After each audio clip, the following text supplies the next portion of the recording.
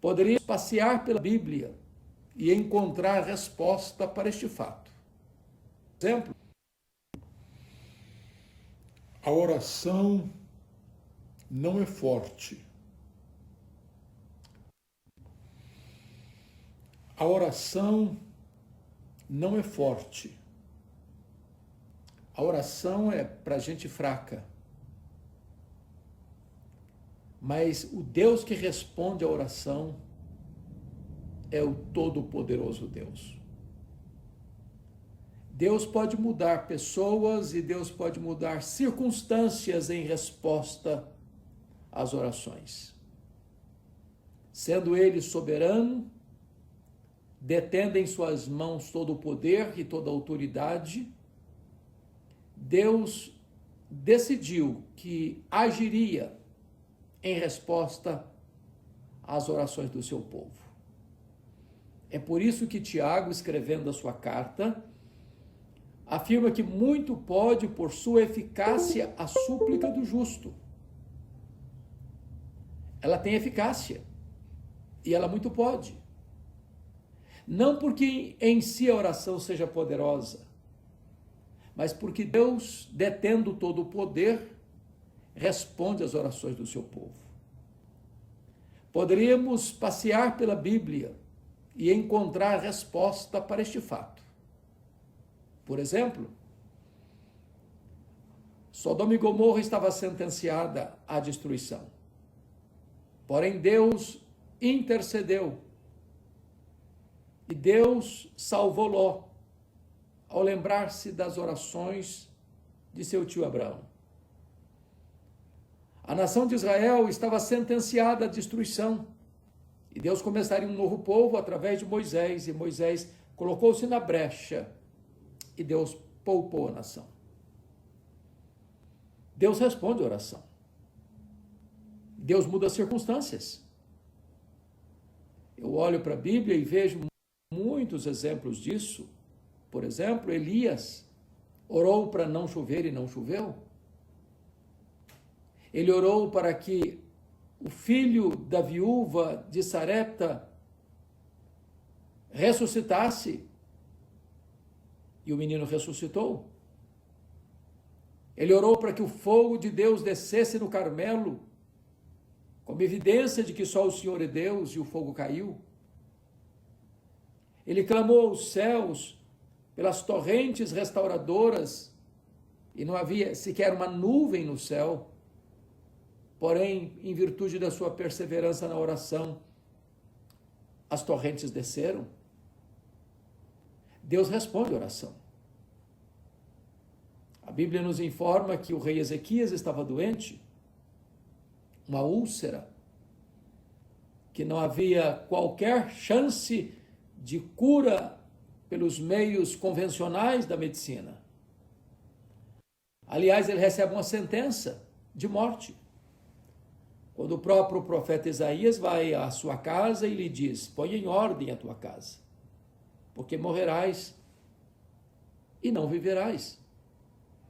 Porém, a Bíblia diz que Ezequias voltou-se para a parede, orou fervorosamente, chorou copiosamente, e Deus respondeu rapidamente. O profeta Isaías não tinha saído da cidade ainda, quando Deus disse para o profeta Isaías: volta lá e dize a Ezequias, príncipe do meu povo, que eu ouvi a sua oração, eu vi as suas lágrimas, e eu o curarei da sua doença e lhe darei mais 15 anos de vida. Um diagnóstico fechado é revertido. Uma doença incurável encontra cura. Deus intervém quando o seu povo ora. Foi assim também, ainda com Ezequias, noutra circunstância. A Bíblia nos informa que depois que o Império Assírio dominou as 10 tribos do norte de Israel e cercou a cidade de Samaria, e depois de 3 anos de cerco a tomou, este mesmo exército poderoso cercou Jerusalém.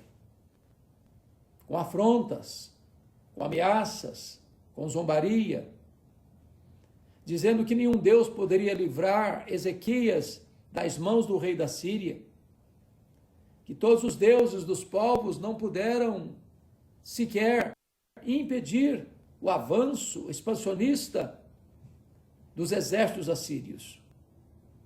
Afrontaram Ezequias, enviaram-lhe uma carta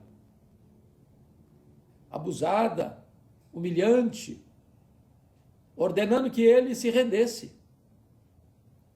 Mas o profeta Isaías garantiu ao rei que Deus lutaria aquela guerra, que aquela peleja não era do rei Ezequias, mas o próprio Deus tomaria a frente. E então, o rei Ezequias pega a carta afrontosa, leva ao templo, estende-a diante do Senhor e clama ao Deus dos impossíveis. Deus reverteu a situação. O Senhor escalou um único anjo, e aquele anjo matou 185 mil soldados assírios. O rei Senaqueribe não lançou sequer uma flecha sobre Jerusalém. Deus o fez voltar à sua terra, e enquanto ele adorava o seu Deus, os seus próprios filhos o mataram. Deus pode o impossível. Deus faz o impossível. Deus responde à oração do seu povo, realizando prodígios e maravilhas.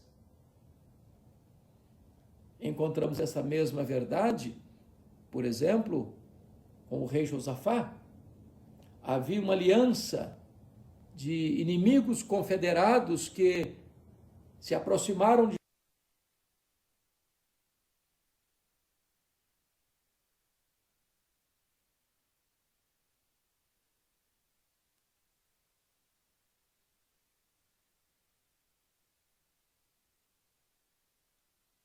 às margens do Mar Morto para invadir Jerusalém, saquear Jerusalém, destruir Jerusalém.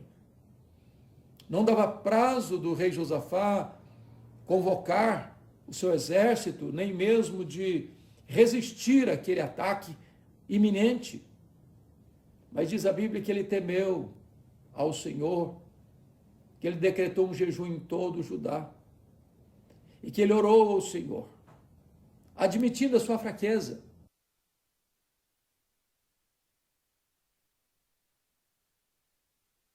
A sua impotência. Deus, nós não sabemos o que fazer.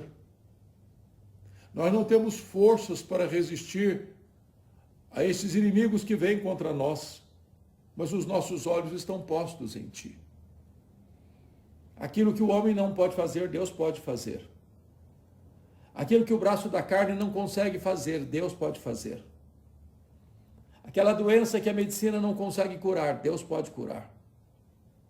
Aquela guerra que nós não podemos ganhar, Deus pode entrar nela e vencer os nossos inimigos. Aquilo que o homem não pode realizar, Deus pode, porque para ele não há causa perdida, não há vida irrecuperável, não há doença incurável, não há algema tão forte que ele não possa quebrar. Ele é o Deus vivo, o Deus poderoso, todo-poderoso, e muito pode por sua eficácia a súplica do justo. Encontramos tantos exemplos ainda nas Escrituras. Por exemplo, quando Daniel foi vítima de uma trama dos governadores da Pérsia, dos sátrapas da Pérsia, criando uma rede para os seus pés, um laço para os seus pés, levando o rei Dario a assinar um interdito com o objetivo exclusivo de apanhar Daniel, que era íntegro, honesto e não negociava princípios e valores. E mesmo sabendo que o rei havia sentenciado todo aquele que não intercedesse, ou orasse, ou pedisse qualquer coisa, senão a ele e não a qualquer outro Deus, seria lançado na cova dos leões. Era um período de teste de 30 dias, e mesmo sabendo que ele estava sentenciado à pena de morte, Daniel continuou orando, com as janelas abertas para as bandas de Jerusalém. Não houve outra alternativa a não ser lançá-lo na cova dos leões. A lei dos medos e dos persas não podia ser suspensa. Então, ele foi lançado. Mas Deus fechou a boca dos leões. E Daniel passou aquela noite protegido pelos leões. Eles não puderam atacá-lo. Deus o livrou na cova dos leões. Às vezes Deus não nos poupa dos problemas, mas nos poupa nos problemas. E aqui tem um exemplo do poder de Deus através da oração, que fecha a boca de leões.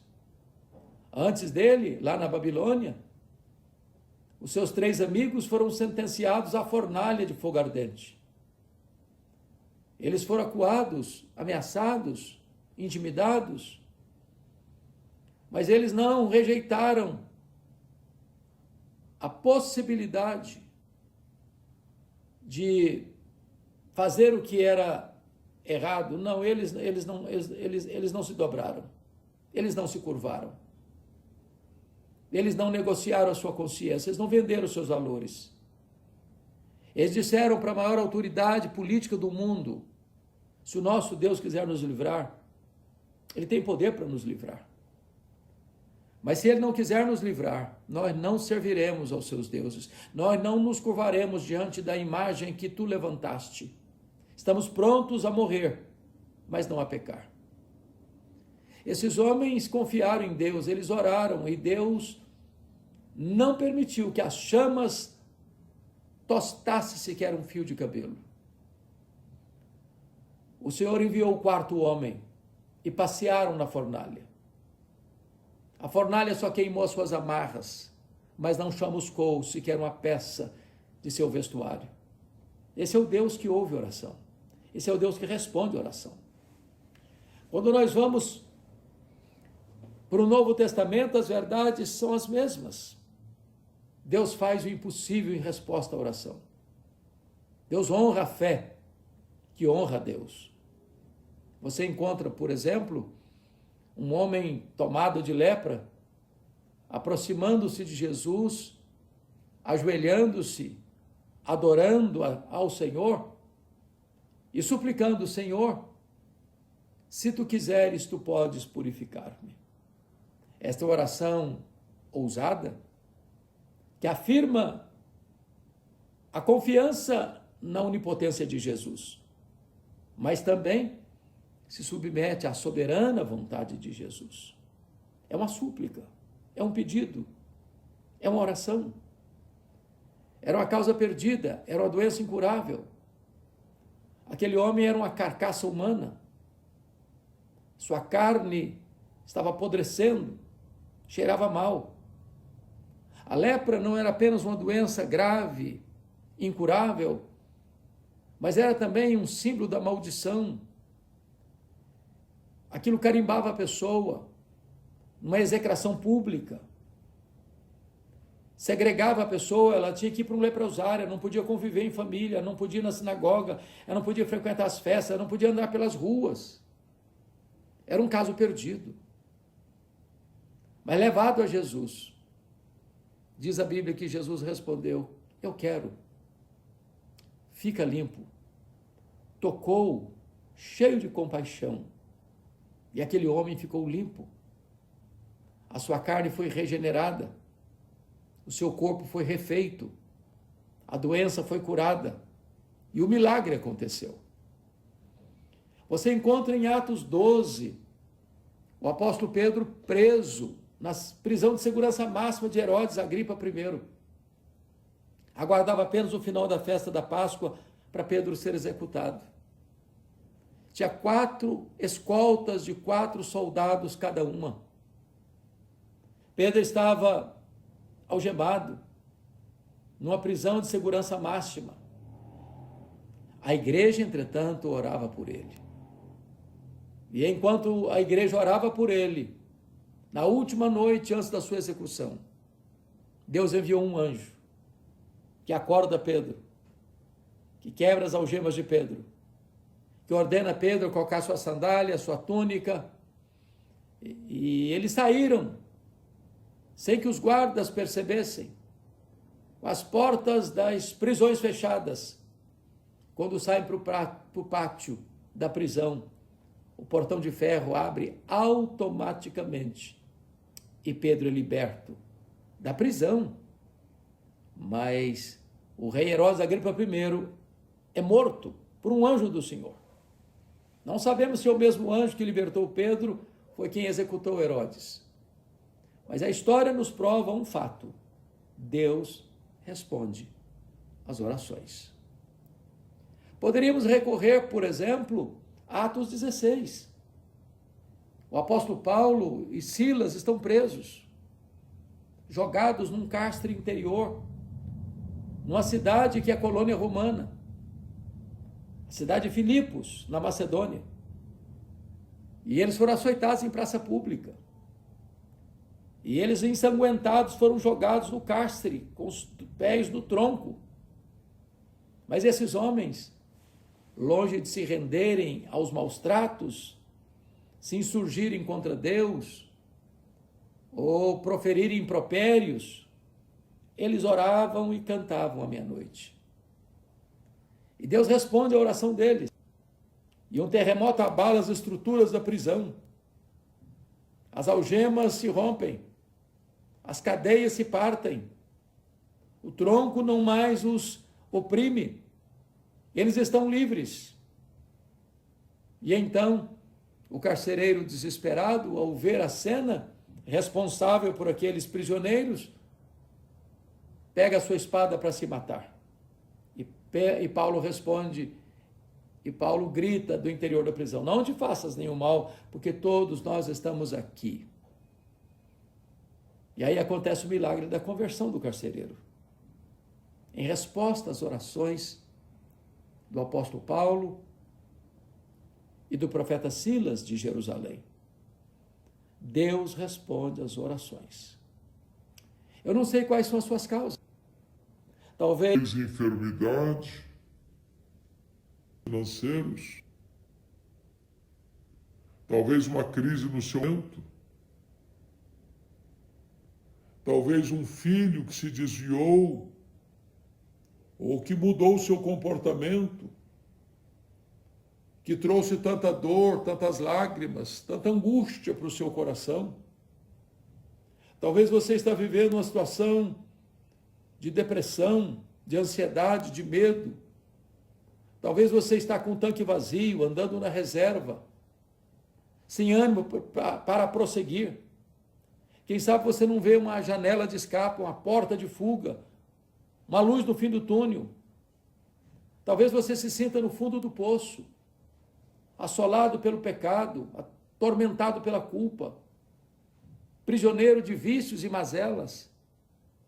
Talvez você não vê nenhuma chance de escapar dessa, mas eu clamo e conclamo você: volte para Deus, fale com Ele, abra o seu coração, despeje a sua dor na presença dEle, lança o seu fardo aos pés dEle. Ele ouve a oração, Ele vê, Ele ouve, Ele lembra, Ele age. Quando o povo de Israel estava oprimido no Egito, trabalhando em pesada servidão, sob o açoite da chibata, diz a Bíblia que o povo gemia e clamava a Deus. E diz a Bíblia lá em Êxodo capítulo 2, que Deus viu o sofrimento do seu povo, que Deus ouviu o clamor do seu povo, que Deus se lembrou das promessas feitas a Abraão, Isaque e Jacó, e que Deus desceu para libertar o seu povo. Não há causa tão difícil que Deus não possa resolver. Não há problema tão complexo que Jesus não possa resolver. Coloque a sua vida nas mãos dele. Apresente a sua causa para ele. O próprio Jesus disse: tudo quanto pedirdes em meu nome ao Pai, eu farei. Talvez você pense que há coisas que já estão para além da possibilidade da intervenção divina. O apóstolo Paulo, fazendo uma oração, quando estava preso em Roma, disse: ora, aquele que é poderoso para fazer infinitamente mais do que tudo quanto pedimos ou pensamos, conforme o seu poder que opera em nós, a ele seja a glória na igreja, em Cristo Jesus agora e pelos séculos dos séculos. Ore ao Senhor. Tudo pode aquele que crê. Se creres, verás a glória de Deus. A oração, como disse, não é poderosa em si mesma. A oração é para gente pequena, para gente fraca, para gente independente. Para gente que reconhece as suas limitações. Porque a nossa força não está no braço da carne. A nossa força não procede dos músculos do nosso corpo, nem do dinheiro que nós granjeamos. A nossa força está no Senhor. Eleva os meus olhos para os montes, de onde me virá o socorro? O meu socorro vem do Senhor, que fez os céus e a terra. Não desanime. Espere em Deus. Coloque a sua causa na presença de Deus. Ore ao Senhor.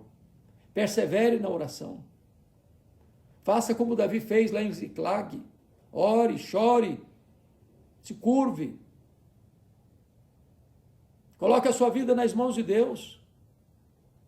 E Deus vai reverter essa situação. Deus vai dar vitórias a você, derrotar os seus inimigos. Davi fez uma oração tão simples. Estava sendo derrotado de forma fragorosa pelos amalequitas, os terroristas do deserto. Tinham incendiado a cidade de Ziclag. Tinham saqueado a cidade de Ziclag. Tinham ferido a cidade de Ziclag. Tinham levado cativos os filhos, as filhas e as mulheres e os rebanhos. E Davi pergunta: perseguirei eu o bando, Senhor? Alcançá-lo-ei? Em outras palavras, eu vou aceitar passivamente a decretação da derrota ou eu vou reagir? E Deus respondeu para Davi: persegue o inimigo, Davi, porque tudo que ele tomou de você, você vai trazer de volta. Davi foi, Davi lutou, Davi venceu, Davi trouxe tudo de volta, os filhos, as filhas, as mulheres, os rebanhos, tudo Davi tornou a trazer. Então, preste atenção nisso. Não há limitação em Deus. Clame ao Senhor. Peça grandes coisas para Deus. E você se surpreenderá com os milagres da providência de Deus. Se esta palavra encontrou guarida no seu coração, quem sabe você possa dar o seu like, quem sabe você possa acionar o sininho aí para você ser notificado dos próximos vídeos. Quem sabe você possa também repassar esta mensagem para outras pessoas. Deus abençoe muito, muito a sua vida. Um grande abraço a você em oração em seu favor.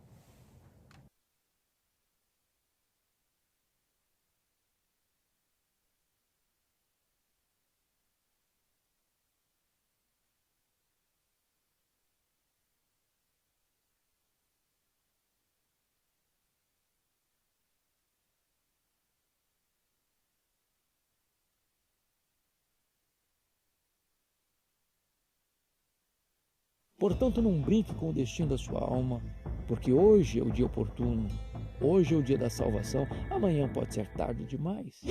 Vídeos novos todos os dias.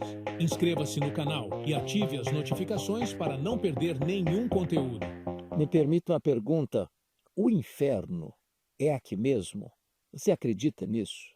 Bom, esse é um assunto polêmico e eu quero tratar dele à luz da Bíblia. O inferno existe? Se ele existe, é aqui mesmo? O que a Bíblia diz sobre este assunto? Bom, primeiramente, tem muita gente que não acredita em inferno. As pessoas acham que inferno é uma utopia, que inferno é uma ilusão, que a vida é apenas o breve percurso do berço à sepultura e morreu, acabou. Assim pensam os existencialistas, os materialistas, os ateus. Não existe amanhã, não existe eternidade, não existe juízo final, não existe condenação eterna. É só a vida breve, curta, aqui. Né? Assim pensavam os epicureus. Por isso eles diziam: comamos e bebamos, porque amanhã morreremos. Então, curta a vida, desfrute todas as taças dos prazeres, porque a vida é só aqui mesmo e não tem mais nada. O inferno, nem o céu, não existem. Assim pensam os existencialistas, os agnósticos, os ateus, os materialistas. Mas há outros que dizem assim: bom, o inferno é aqui. Esse mundo é muito louco. Tem muita violência, tem muita guerra, tem muita injustiça, tem muita coisa louca acontecendo. E é verdade, tem muita coisa maluca acontecendo. O ser humano destruindo com crueldade animalesca o seu próximo. Você saindo e tendo medo de quem está perto de você, medo de ser sequestrado, medo de ser assaltado, medo de bala perdida, medo que alguém meta a mão na sua bolsa. Tem gente morrendo por causa de um celular velho, tem gente morrendo por causa de um par de tênis. O mundo está maluco mesmo. As pessoas estão se autodestruindo, entupindo as veias de drogas. O mundo está pelo avesso mesmo, onde você vê a destruição dos valores, dos princípios. Alguém, não, tem que ser aqui mesmo, o inferno é aqui mesmo. Onde você vê tanta gente com muito e muitos com muito pouco, gente morrendo de comer, gente morrendo de fome. Onde você vê gente morando debaixo de viadutos. Onde você vê no mundo crianças amíngua, esqueléticas, caquéticas, macérrimas, por não ter um pedaço de pão. Alguém, não, o inferno é aqui mesmo. Onde você encontra políticos que, com discurso populista e em nome da democracia, saqueiam os cofres públicos, dilapidam as empresas estatais e arruinam com a economia da nação, em nome de serem beneméritos, onde você vê a corrupção mergulhada, infiltrada, prevalecendo em todos os setores da sociedade, desde os altos comandos do poder até a família e até nas igrejas. Bom, eu preciso concordar que o mundo está muito louco, está posto no maligno. O diabo, o príncipe deste mundo, está atuando nos filhos da desobediência.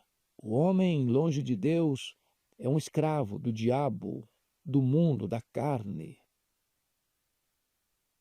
A inclinação do seu coração é inimizade contra Deus. E onde põe a sua mão, as coisas se corrompem, as coisas se conspurcam. Mas me permita dizer-lhe, o inferno não é aqui mesmo. O inferno é lugar de tormentos, de ranger de dentes, de trevas exteriores, de banimento para sempre da presença de Deus. Aqui você vê o sorriso de uma criança. Aqui você tem uma água fresquinha para beber e matar a sua sede. Aqui você tem um abraço de uma mãe, o afago de um pai. Aqui você tem o orvalho fresco de uma amizade, que é um bálsamo para o coração. Aqui você tem uma cama macia para dormir, você tem uma mesa com pão com fartura. Aqui você tem a Bíblia, a palavra de Deus, que restaura a alma, que alegra o coração, que ilumina os olhos, que é mais preciosa do que ouro, que é mais doce que o mel. Aqui você tem igrejas que se reúnem para cantar louvores a Deus. Aqui você tem pregadores, mensageiros, ministros da reconciliação, arautos do Rei dos Reis, que proclamam as boas novas de salvação em Jesus. Aqui você tem abrigo, aqui você tem paz, aqui você tem alegria, aqui você tem banquete, aqui você tem pão com fartura, aqui você tem as expressões eloquentes da bondade e da providência de Deus. Não, o inferno não é aqui. O inferno é um lugar de tormento eterno. A Bíblia trata desta matéria. E quem mais falou sobre o inferno foi o próprio Senhor Jesus. Ele alertou sobre isso. E seria muito deselegante da minha parte não tratar desse assunto com você, muito embora algumas pessoas dizem, mas isso não é assunto para se tratar, isso é uma falta de delicadeza, de sensibilidade. As pessoas não devem ser confrontadas com a verdade tão nua e crua como esta. Não, é o contrário. É o contrário. Aqueles que estão indo para a perdição precisam ser alertados. Se você vê uma casa em chamas e escutando gritos de socorro, você não passa passivamente, tranquilamente, vai embora. O inferno existe. E ele está no final de toda a vida sem Cristo. A Bíblia usa algumas expressões para definir o inferno. É um lugar de trevas, porque Deus é luz. E não tem nada mais terrível do que um lugar privado da presença de Deus, ou da presença de Deus na manifestação plena da sua ira.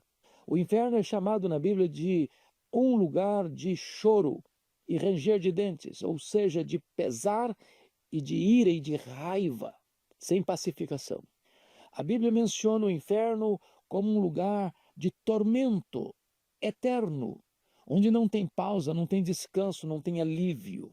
A Bíblia chega a mencionar em Lucas 16 que é um sofrimento tal, onde as pessoas estão ardendo em chamas e nem uma gota d'água lhes é concedida para atenuar-lhes por um segundo a sede atroz.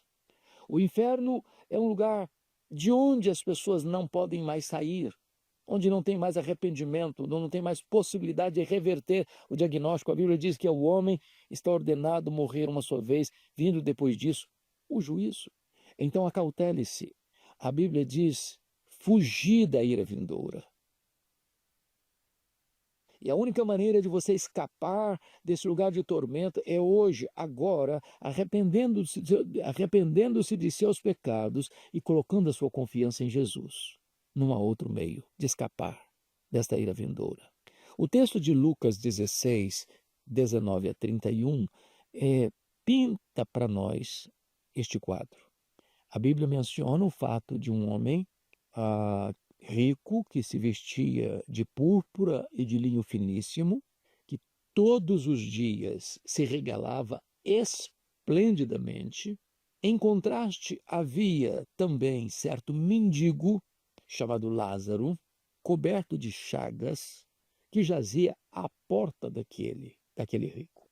E esse mendigo Lázaro desejava alimentar-se das migalhas que caíam da mesa do rico. Naquela época não tinha os guardanapos para limpar as mãos e às vezes se comia com as próprias mãos, usando as mãos, e às vezes pegava um pedaço de pão e limpava as mãos gordurosas com aquele pedaço de pão, jogava esse pedaço de pão já untado pela gordura da comida no chão. Lázaro tinha vontade de comer aquelas migalhas. Diz o texto que até os cães vinham lamber-lhe as úlceras. Naquela época os cães não eram os pets tão bem cuidados de hoje, mas eram cães leprentos que circulavam as ruas e famintos estavam à cata de alguma coisa para comer, e esses cães leprentos que vinham lamber as suas úlceras, as suas feridas. Aí o texto diz, aconteceu morrer o mendigo e ser levado pelos anjos para o seio de Abraão. Lázaro significa aquele que confia em Deus. Embora mendigo, era um homem salvo. E quando ele morre, ele é escoltado pelos anjos ao seio de Abraão, ao paraíso, à casa do Pai, ao céu, à Nova Jerusalém, ao lugar de bem-aventurança eterna. Diz o texto que morreu também o rico e foi sepultado. Então chama a sua atenção para um ponto importante aqui. Primeiro, a vida tem duas fases, dois momentos. Antes da sepultura, segunda fase, depois da sepultura. A morte não é o fim, é a transição do tempo para a eternidade. Do lado de cá do túmulo, um é rico, o outro é mendigo. Um regala todos os dias com banquetes fartos e roupas luxuosas. Do lado de cá da sepultura, um é mendigo com andrajos e trapos. Do lado de cá da sepultura, um se farta, o outro passa fome.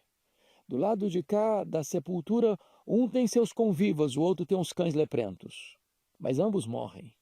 Não consta que Lázaro tenha sido sepultado. Talvez os cães leprentos foram a sua própria sepultura e você sai dessa cena horrorizado. O rico é sepultado, talvez com grandes, eloquentes discursos à cabeceira do caixão de cedro, um cerimonial e um funeral muito pomposo. Mas o texto prossegue. No inferno, estando em tormento, ou em tormentos, levantou os olhos e viu ao longe Abraão e Lázaro no seu seio. Do lado de lá da sepultura, um está no seio do Abraão, o outro está em tormentos. Não consta que Lázaro viu o rico agora atormentado, não é mais rico, porque não tem mais nada, mas está atormentado. Não consta que Lázaro viu, mas consta que ele viu Lázaro. É um agravamento do sofrimento. Tormentos, no plural, muitos tormentos, vários tormentos, diferentes tormentos. Então o texto prossegue quando diz assim: então, clamando, disse pai Abraão, tem misericórdia de mim e manda Lázaro que molhe em água a ponta do dedo e me refresque a língua, porque estou atormentado nesta chama. E aí você percebe que as convicções religiosas vêm à mente dele. Ele chama Abraão de pai, pai Abraão. É uma figura para descrever o próprio Deus. Tem misericórdia de mim. Ele tem necessidade de misericórdia. Ele quer misericórdia agora. Agora a ficha caiu. Agora ele reconhece que ele não deu atenção à sua alma enquanto vivo esteve nesse mundo.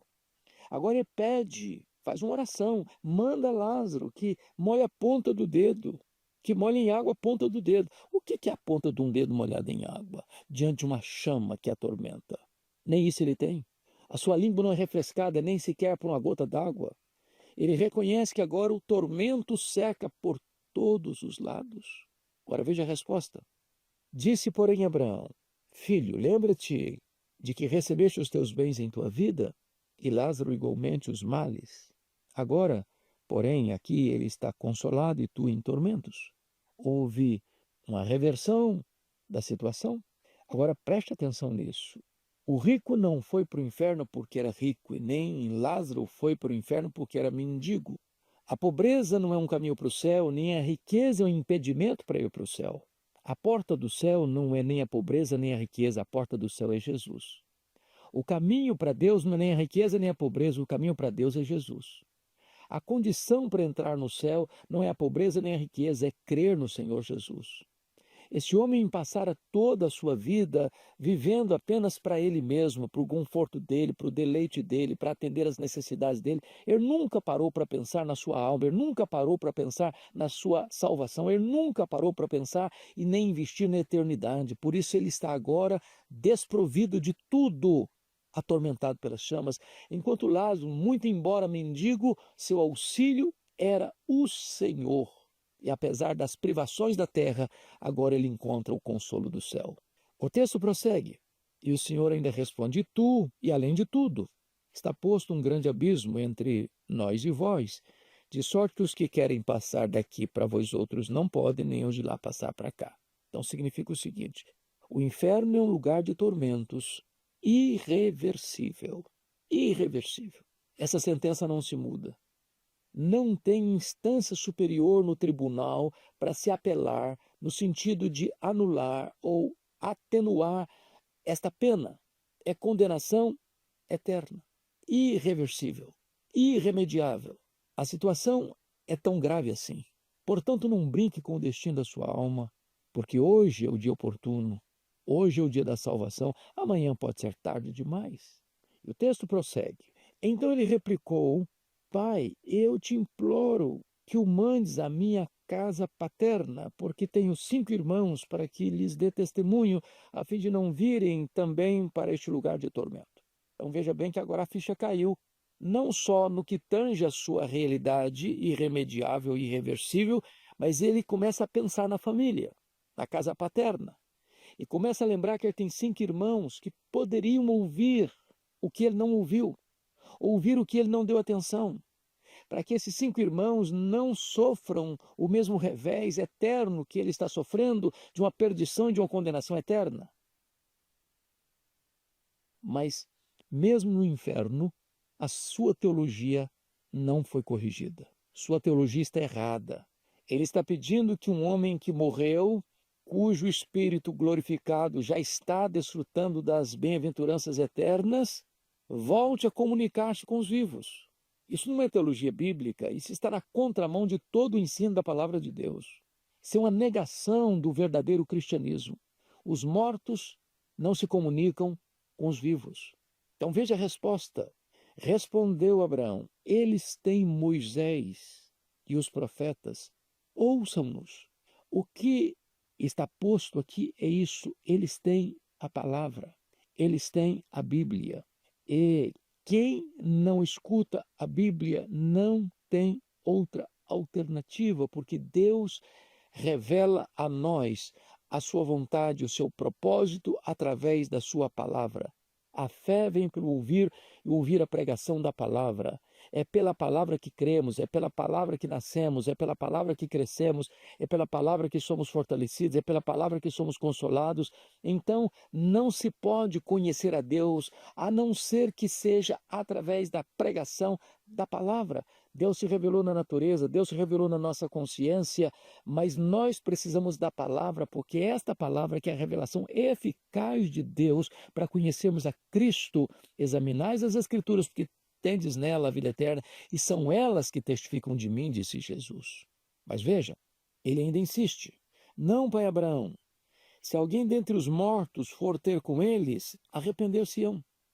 A teologia deste homem que está no inferno não muda, porque ele está sofrendo. Ele ainda continua agarrado à falsa teologia, à crendice de que os mortos comunicam com os vivos e que a comunicação dos mortos com os vivos é mais eficaz do que a própria pregação da palavra de Deus. Vejamos a resposta. Abraão, porém, lhe respondeu: se não ouvem a Moisés e aos profetas, se não escutam a palavra de Deus, se não ouvem a Bíblia, se não ouvem a pregação da palavra de Deus, tampouco se deixarão persuadir, ainda que ressuscite alguém dentre os mortos. Então veja você. A palavra de Deus está dizendo que o meio eficaz de nós conhecermos a Deus e a sua salvação é por meio das Escrituras. O Senhor não abriu a possibilidade dos mortos comunicarem com os vivos. Ainda que alguém ressuscite, se alguém vai ter que comunicar com os vivos, teria que ressuscitar. Mas morto não se comunica com os vivos. E o que ele está dizendo é o seguinte: a Bíblia é muito mais eficaz para falar ao coração, para convencer do pecado, para levar o arrependimento para a vida, para oferecer a fé salvadora, do que um mensageiro que ressuscitou dos mortos para pregar. Deus nos deu a sua palavra.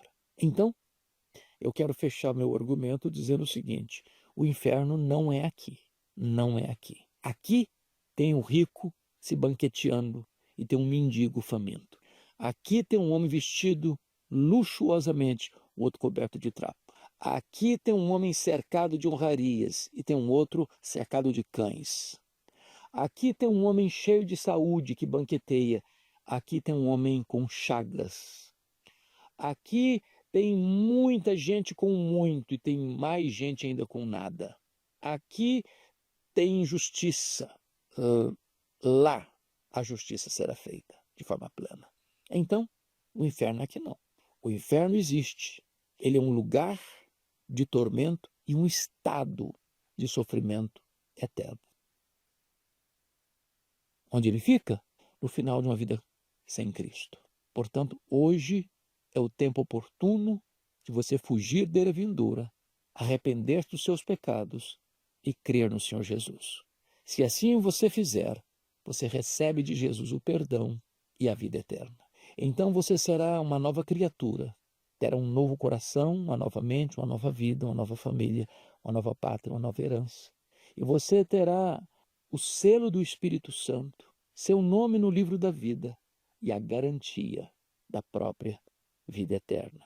Onde não tem choro, onde não tem dor, onde não tem luto, onde não tem condenação, onde você estará com Cristo, reinando com Ele, contemplando a face dEle, desfrutando da presença dEle por toda a eternidade.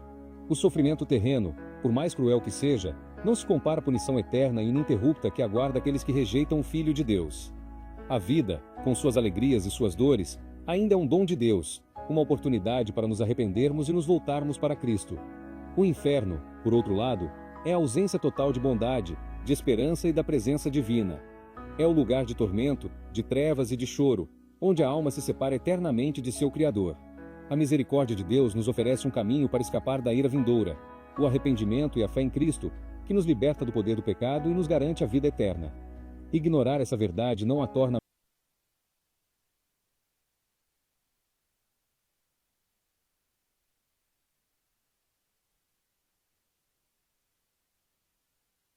real, mas nos condena à mais terrível das escolhas. Sinta-se à vontade para debater respeitosamente sobre este tema na seção de comentários. Não se esqueça de deixar um gostei e se inscrever no canal para receber os próximos vídeos. Um abraço a todos e fiquem com Deus.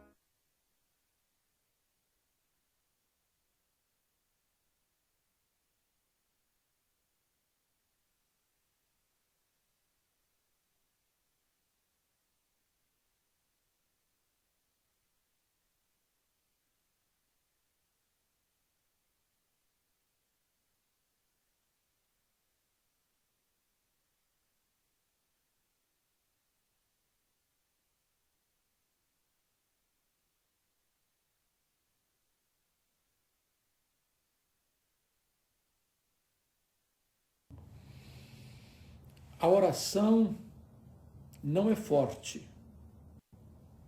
A oração é para gente fraca. Mas o Deus que responde à oração é o Todo-Poderoso Deus. Deus pode mudar pessoas e Deus pode mudar circunstâncias em resposta às orações. Sendo Ele soberano, detendo em suas mãos todo o poder e toda a autoridade, Deus decidiu que agiria em resposta às orações do seu povo.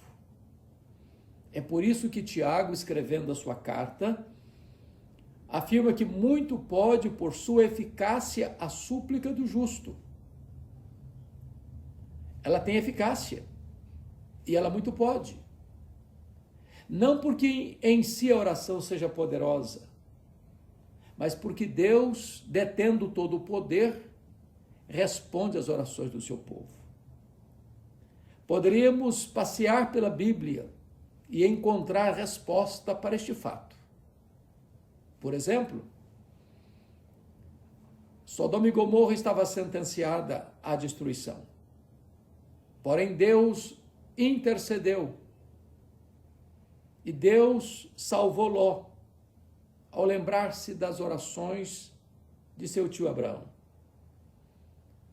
A nação de Israel estava sentenciada à destruição e Deus começaria um novo povo através de Moisés, e Moisés colocou-se na brecha e Deus poupou a nação. Deus responde a oração. Deus muda as circunstâncias. Eu olho para a Bíblia e vejo muitos exemplos disso. Por exemplo, Elias orou para não chover e não choveu. Ele orou para que o filho da viúva de Sarepta ressuscitasse e o menino ressuscitou. Ele orou para que o fogo de Deus descesse no Carmelo, como evidência de que só o Senhor é Deus, e o fogo caiu. Ele clamou aos céus pelas torrentes restauradoras e não havia sequer uma nuvem no céu. Porém, em virtude da sua perseverança na oração, as torrentes desceram. Deus responde a oração. A Bíblia nos informa que o rei Ezequias estava doente, uma úlcera, que não havia qualquer chance de cura pelos meios convencionais da medicina. Aliás, ele recebe uma sentença de morte. Quando o próprio profeta Isaías vai à sua casa e lhe diz: põe em ordem a tua casa, porque morrerás e não viverás. Porém, a Bíblia diz que Ezequias voltou-se para a parede, orou fervorosamente, chorou copiosamente, e Deus respondeu rapidamente. O profeta Isaías não tinha saído da cidade ainda, quando Deus disse para o profeta Isaías: volta lá e dize a Ezequias, príncipe do meu povo, que eu ouvi a sua oração, eu vi as suas lágrimas, e eu o curarei da sua doença e lhe darei mais 15 anos de vida. Um diagnóstico fechado é revertido. Uma doença incurável encontra cura. Deus intervém quando o seu povo ora. Foi assim também, ainda com Ezequias, noutra circunstância. A Bíblia nos informa que depois que o Império Assírio dominou as 10 tribos do norte de Israel e cercou a cidade de Samaria, e depois de 3 anos de cerco a tomou, este mesmo exército poderoso cercou Jerusalém, com afrontas, com ameaças, com zombaria, dizendo que nenhum Deus poderia livrar Ezequias das mãos do rei da Síria, que todos os deuses dos povos não puderam sequer impedir o avanço expansionista dos exércitos assírios. Afrontaram Ezequias, enviaram-lhe uma carta abusada, humilhante, ordenando que ele se rendesse. Mas o profeta Isaías garantiu ao rei que Deus lutaria aquela guerra, que aquela peleja não era do rei Ezequias, mas o próprio Deus tomaria a frente. E então, o rei Ezequias pega a carta afrontosa, leva ao templo, estende-a diante do Senhor e clama ao Deus dos impossíveis. Deus reverteu a situação.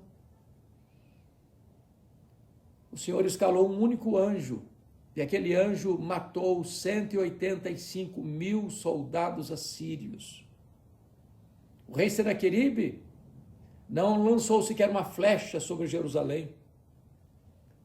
Deus o fez voltar à sua terra, e enquanto ele adorava o seu Deus, os seus próprios filhos o mataram. Deus pode o impossível. Deus faz o impossível. Deus responde à oração do seu povo, realizando prodígios e maravilhas. Encontramos essa mesma verdade, por exemplo, com o rei Josafá. Havia uma aliança de inimigos confederados que se aproximaram de Jerusalém, às margens do Mar Morto, para invadir Jerusalém, saquear Jerusalém, destruir Jerusalém.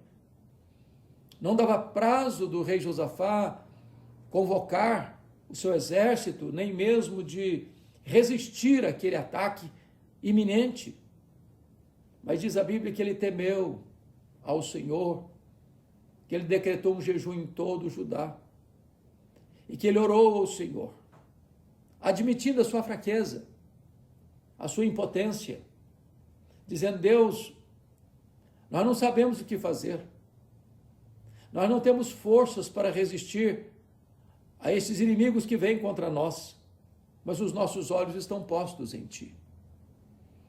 Aquilo que o homem não pode fazer, Deus pode fazer. Aquilo que o braço da carne não consegue fazer, Deus pode fazer. Aquela doença que a medicina não consegue curar, Deus pode curar. Aquela guerra que nós não podemos ganhar, Deus pode entrar nela e vencer os nossos inimigos. Aquilo que o homem não pode realizar, Deus pode, porque para ele não há causa perdida, não há vida irrecuperável, não há doença incurável, não há algema tão forte que ele não possa quebrar. Ele é o Deus vivo, o Deus poderoso, todo-poderoso, e muito pode por sua eficácia a súplica do justo. Encontramos tantos exemplos ainda nas Escrituras. Por exemplo, quando Daniel foi vítima de uma trama dos governadores da Pérsia, dos sátrapas da Pérsia, criando uma rede para os seus pés, um laço para os seus pés, levando o rei Dario a assinar um interdito com o objetivo exclusivo de apanhar Daniel, que era íntegro, honesto e não negociava princípios e valores. E mesmo sabendo que o rei havia sentenciado todo aquele que não intercedesse, ou orasse, ou pedisse qualquer coisa, senão a ele e não a qualquer outro Deus, que seria lançado na cova dos leões.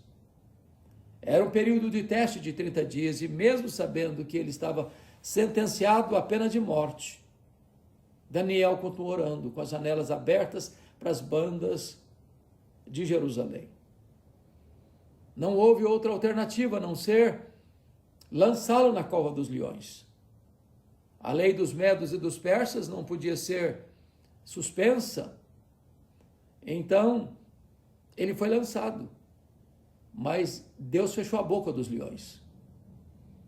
E Daniel passou aquela noite protegido pelos leões. Eles não puderam atacá-lo. Deus o livrou na cova dos leões. Às vezes Deus não nos poupa dos problemas, mas nos poupa nos problemas.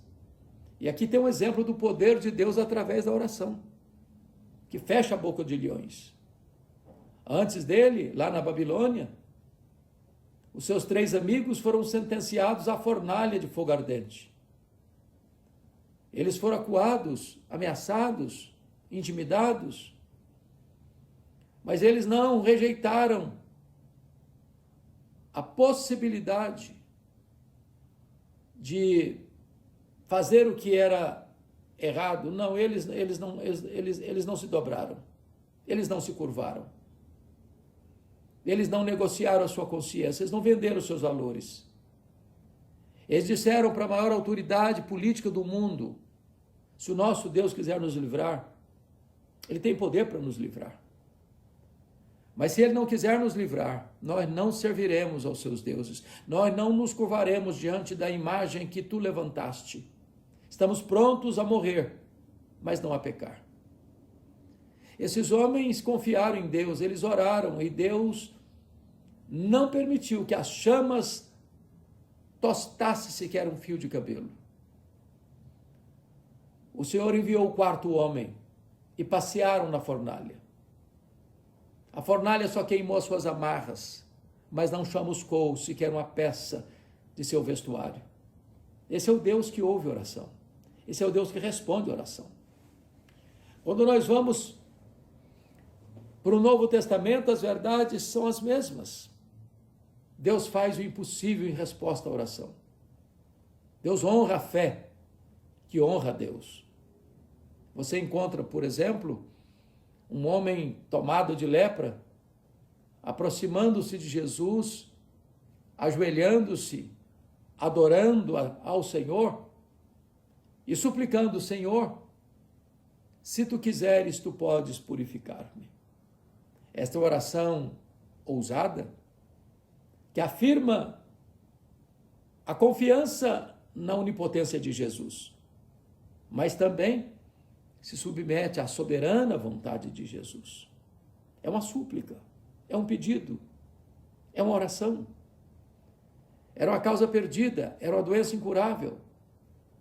Aquele homem era uma carcaça humana.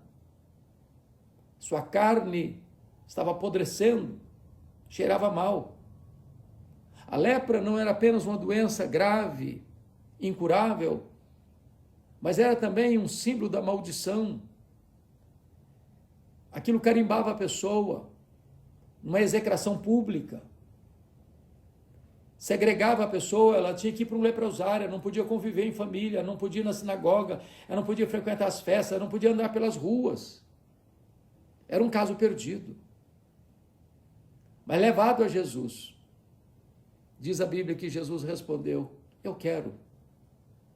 Fica limpo. Tocou, cheio de compaixão. E aquele homem ficou limpo. A sua carne foi regenerada. O seu corpo foi refeito. A doença foi curada. E o milagre aconteceu. Você encontra em Atos 12 o apóstolo Pedro preso na prisão de segurança máxima de Herodes Agripa I. Aguardava apenas o final da festa da Páscoa para Pedro ser executado. Tinha 4 escoltas de 4 soldados cada uma. Pedro estava algemado, numa prisão de segurança máxima. A igreja, entretanto, orava por ele.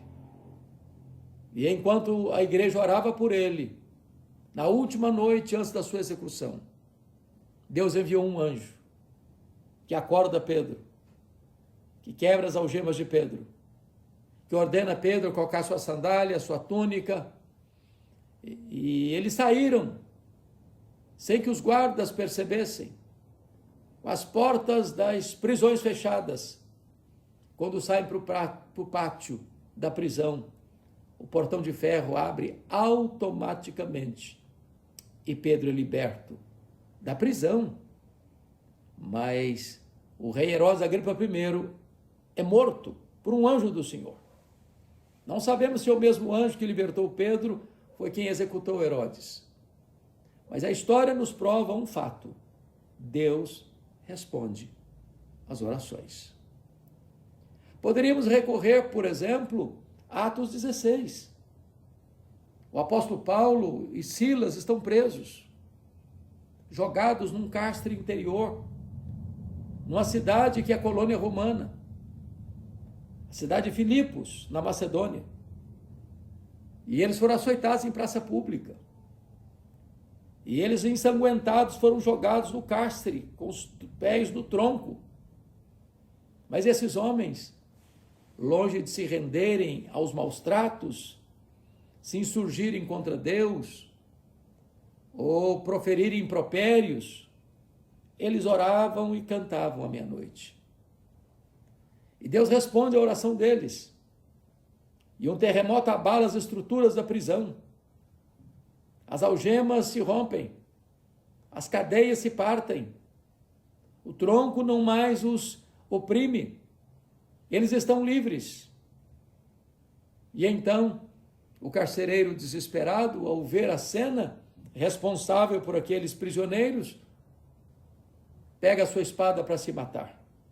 E Paulo responde, e Paulo grita do interior da prisão: não te faças nenhum mal, porque todos nós estamos aqui. E aí acontece o milagre da conversão do carcereiro. Em resposta às orações do apóstolo Paulo e do profeta Silas de Jerusalém, Deus responde às orações. Eu não sei quais são as suas causas. Eu não sei quais são os problemas que você enfrenta. Talvez enfermidade, talvez problemas financeiros, talvez uma crise no seu casamento, talvez um filho que se desviou, ou que mudou o seu comportamento, que trouxe tanta dor, tantas lágrimas, tanta angústia para o seu coração. Talvez você está vivendo uma situação de depressão, de ansiedade, de medo. Talvez você está com o tanque vazio, andando na reserva, sem ânimo para prosseguir. Quem sabe você não vê uma janela de escape, uma porta de fuga, uma luz no fim do túnel. Talvez você se sinta no fundo do poço, assolado pelo pecado, atormentado pela culpa, prisioneiro de vícios e mazelas. Talvez você não vê nenhuma chance de escapar dessa, mas eu clamo e conclamo você: volte-se para Deus, fale com Ele, abra o seu coração, despeje a sua dor na presença dEle, lança o seu fardo aos pés dEle. Ele ouve a oração, Ele vê, Ele ouve, Ele lembra, Ele age. Quando o povo de Israel estava oprimido no Egito, trabalhando em pesada servidão, sob o açoite da chibata, diz a Bíblia que o povo gemia e clamava a Deus. E diz a Bíblia lá em Êxodo capítulo 2, que Deus viu o sofrimento do seu povo, que Deus ouviu o clamor do seu povo,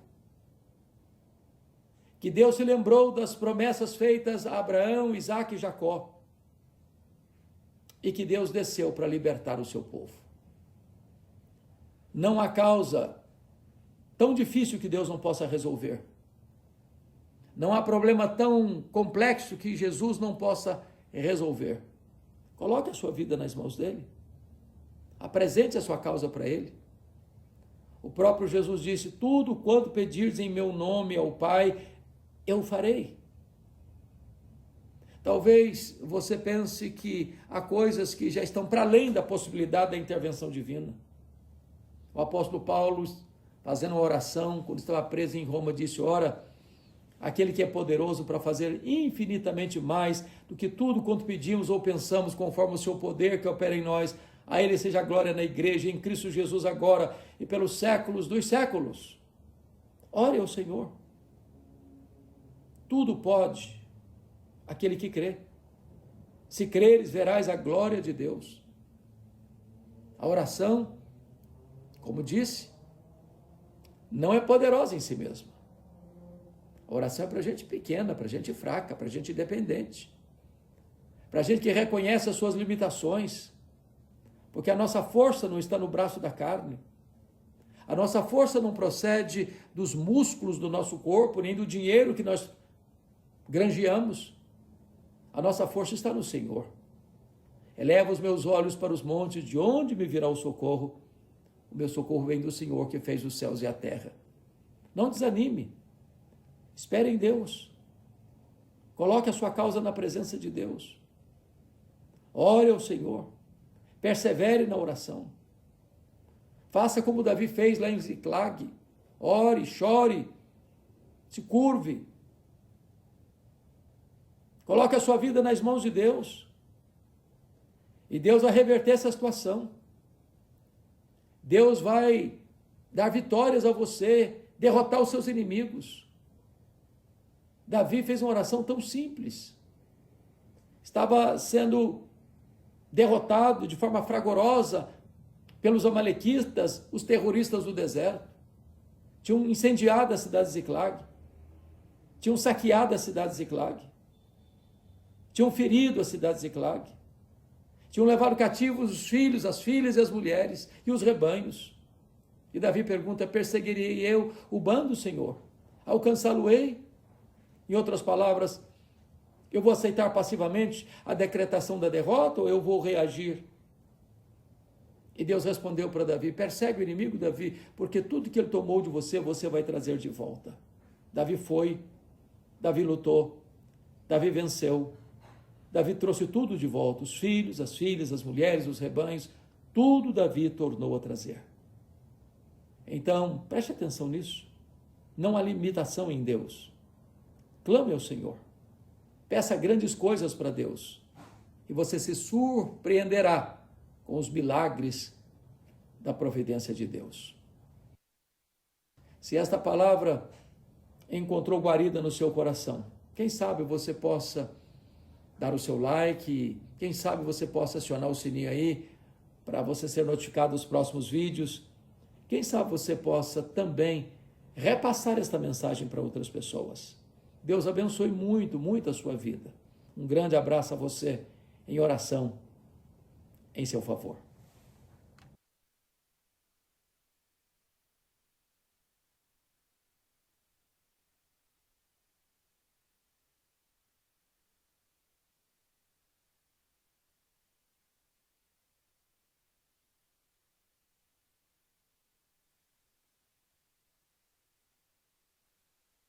Portanto, não brinque com o destino da sua alma, porque hoje é o dia oportuno, hoje é o dia da salvação.